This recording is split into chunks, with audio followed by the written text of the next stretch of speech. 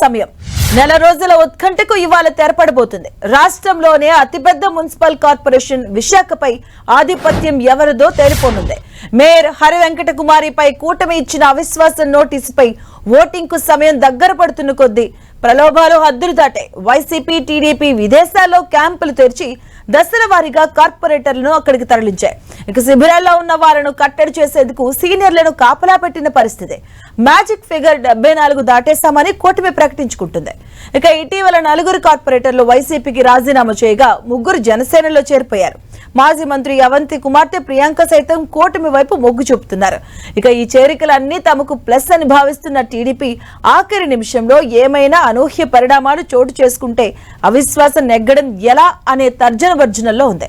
Malaysia camp నుంచి వచ్చే కార్పొరేటర్లను నేరుగా భీమిలి రిసార్ట్స్ కు తరలించారు. అక్కడి నుంచి ప్రత్యేక బస్సు ఏర్పాటు చేసి నేరుగా కౌన్సిల్ సమావేశానికి రప్పించాలి అనేది టీడీపీ ఆలోచన.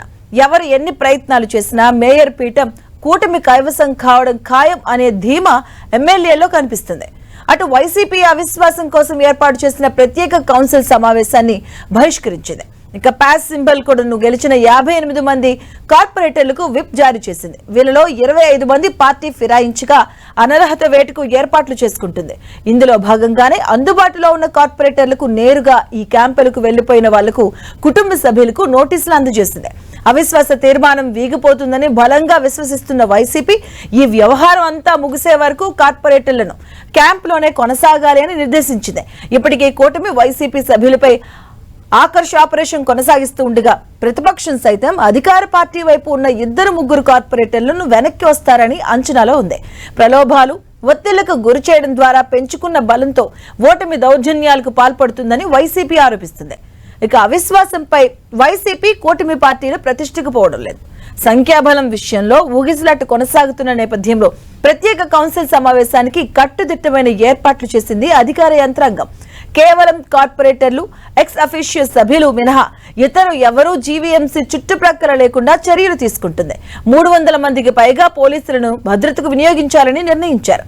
ఇక సమావేశ ప్రాంగణం మొత్తం సీసీ కెమెరాల సర్వీస్ లైన్స్ లో ఉండేలా జాగ్రత్తలు పాటించింది. ఎన్డీఏ కూటమి విజయం సాధించబోతా ఉంది.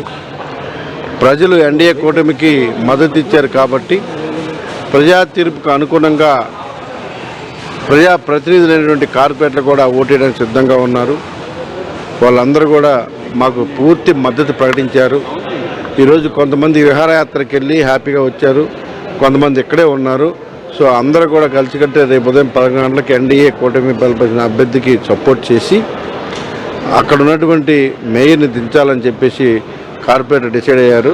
వాళ్ళందరూ కూడా మనస్ఫూర్తిగా స్వాగతిస్తున్నాం. అభివృద్ధి కోరుకున్నారు కాబట్టి అందరూ కూడా సపోర్ట్ చేస్తూ ఉన్నారు. ఇవాళ ఎన్డీఏ అభివృద్ధి, ఓ పక్క అభివృద్ధి, మరో పక్క సంక్షేమంతో ముందుకెళ్తుంది కాబట్టి మేము అందరూ సపోర్ట్ చేస్తాం. సుమారు మద్దతు ప్రకటించిన వాళ్ళు 77 మంది ఉన్నారండి ప్రస్తుతానికి. ఇంకా ఎక్కువ మంది వచ్చే అవకాశం ఉంది. వాళ్ళు ఏమైందంటే వాళ్ళు భయపడిపోయి ఆ పార్టీ మీద నమ్మకం లేక మా పార్టీ వాళ్ళందరూ వెళ్ళిపోతారని భయంతో శ్రీలంక తీసుకెళ్లి పాస్పోర్ట్ దాచుకున్నారు కాబట్టి ఆ 30 మందిని ఉన్నారు. లేకపోతే వాళ్ళు కూడా రావడానికి సిద్ధంగా ఉన్నారు. వదలమనండి, ఒకసారి పాస్పోర్ట్లు ఇచ్చి మొత్తం వాళ్ళు కూడా వచ్చేస్తారు. ఇక అవిశ్వాస నెగ్గేలా కూటమి వ్యూహాలు రచిస్తుంది. ఇటు వైసీపీ కూడా క్యాంపు రాజకీయాలు తెరలేపింది. మరి కాసేపట్లో దీనిపైన ఒక కొలిక్ వచ్చే అవకాశం కనిపిస్తుంది. దీనికి సంబంధించిన పూర్తి అప్డేట్స్ మా కరెస్పాండెంట్ విక్రమ్ అందిస్తారు. విక్రమ్,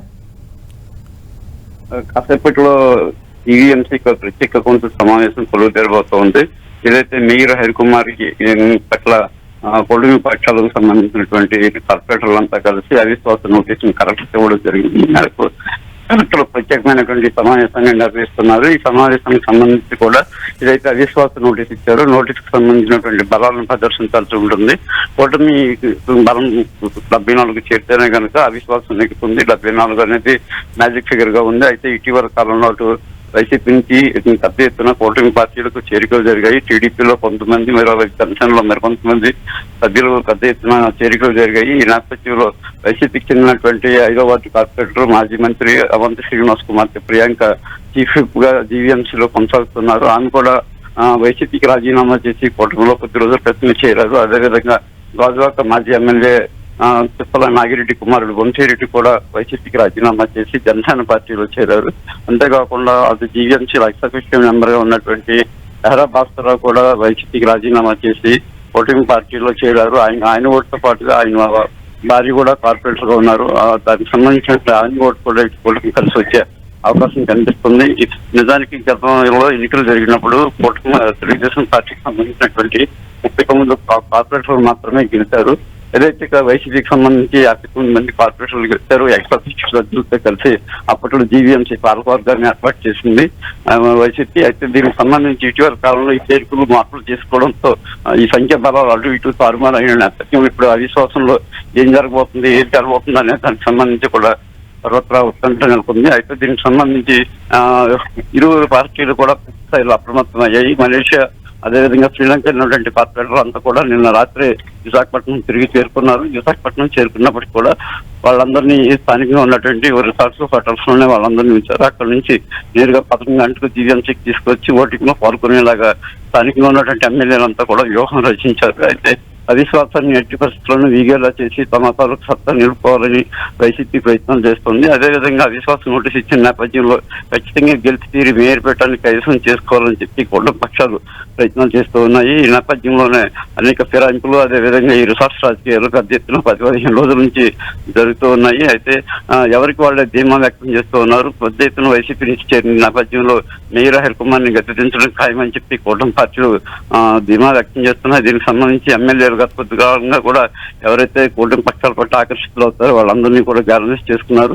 అయితే 74 మేజర్ కేసులు దాటి తమకు మద్దతు ఉందని చెప్పి కూటమి పార్టీలకు చెందినటువంటి నేతలు ధీమా వ్యక్తం చేస్తున్నప్పటికీ కూడా ఎట్టి పరిస్థితుల్లో ఏదైనా పరిస్థితి తారుమారు చేయదాటిపోతే కనుక పరుగు పోతుందనే నేపథ్యంలో అదనంగా మరికొంత బలాన్ని కూడా సమకూర్చుకునేందుకు సంబంధించి కూటమి పార్టీలు విస్తృతమైన ఏర్పాటు చేసుకున్నాయి.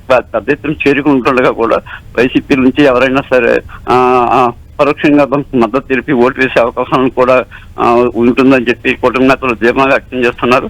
అదేవిధంగా వైసీపీకి సంబంధించి ఇప్పటికే కూడా ఎవరు కార్పొరేటర్ పార్టీ తరఫున గెలిచిన వాళ్ళు ఎవరు కూడా వ్యతిరేక ఓటు లేకుండా చూసుకునేందుకు విప్ జారీ చేయడం జరిగింది. విప్ జారీ చేసిన నేపథ్యంలో అవిశ్వాసం ఎట్టి పరిస్థితుల్లో వీగిపోతుందని చెప్పి వైసీపీ నేతలు ధీమా వ్యక్తం చేస్తున్నారు. ఏం జరగబోతుంది అనేది కూడా ఈ రోజు 11 గంటల తర్వాత స్పష్టంగా తెరబోతుంది. మేయర్ హరికుమారి భవితవ్యం ఏంటనేది కూడా తెరబోతుంది. Thank you Vikram.